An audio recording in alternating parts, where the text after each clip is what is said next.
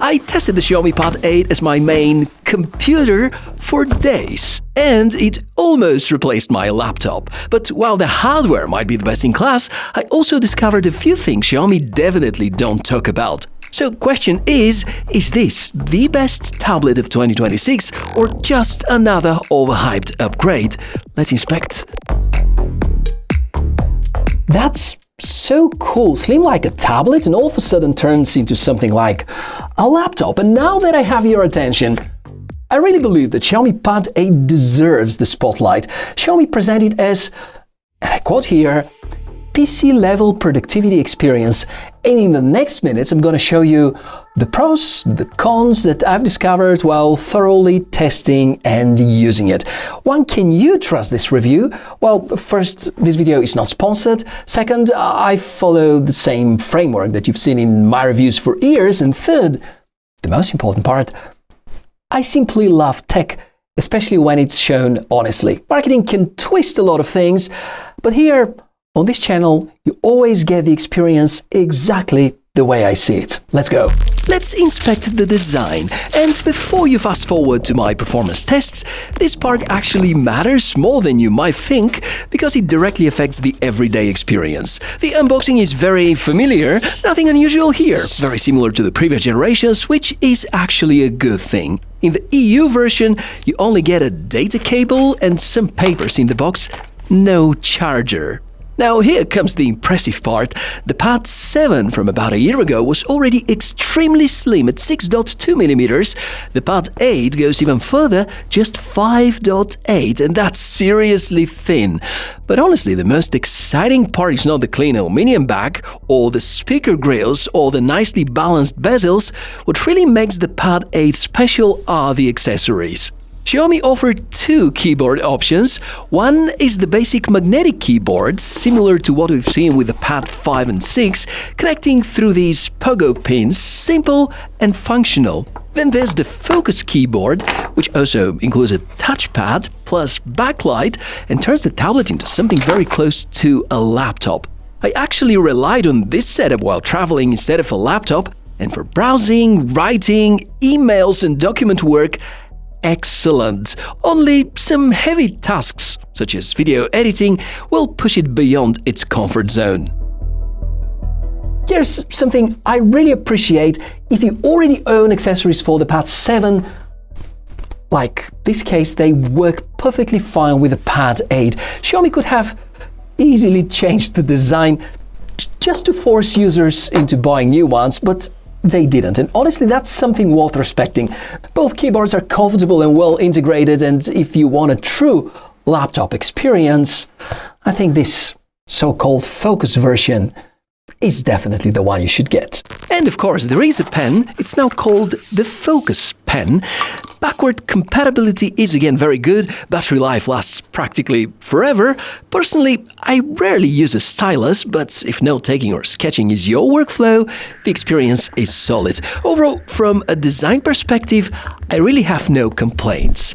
Now, let's talk about performance. The Pad 8 runs on the Snapdragon 8S Generation 4 platform. I know this chipset very well because of my Nothing Phone 3 daily driver, and it delivers exactly the level of performance such a high-end mid-ranger tablet needs.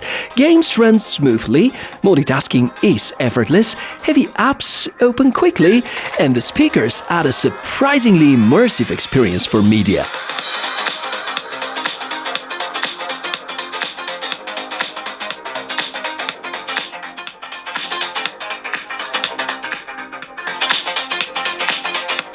Because the device is so thin, overheating is a common concern. In real use, this is simply not an issue. Yes, if you play demanding games outdoors at maximum brightness, you will feel some warmth, but under normal conditions, the tablet stays stable. I ran Browser Bench, Geekbench, Antutu, and many others, and most importantly, the CPU throttling test.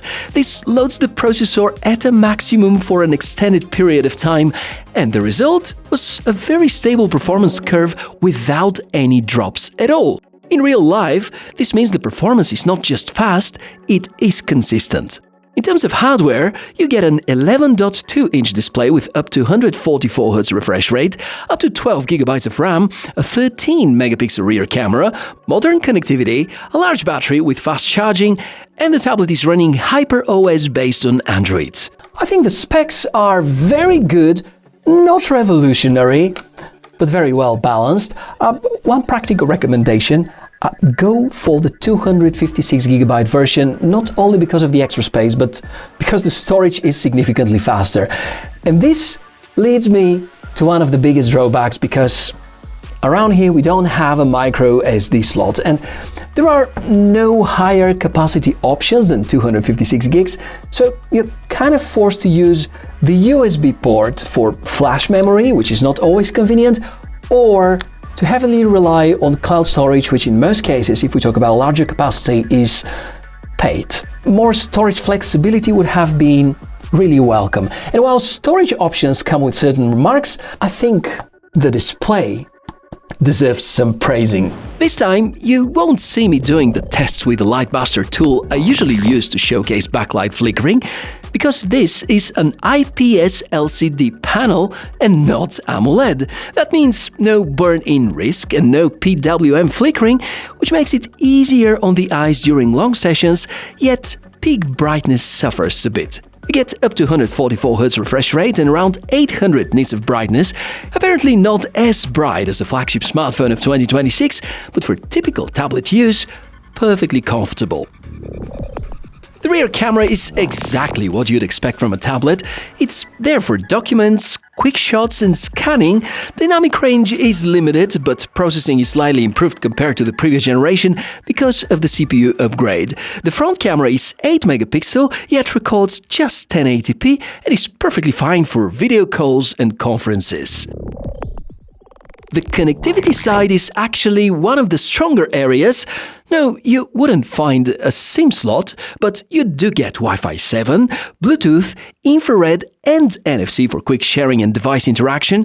The USB Type-C supports display output to external monitors, although the resolution options are still somewhat limited. Xiaomi's ecosystem integration also works very well. You can transfer calls, files and tasks between your phone and tablet, and even mirror your phone's screen, very useful for longer work sessions.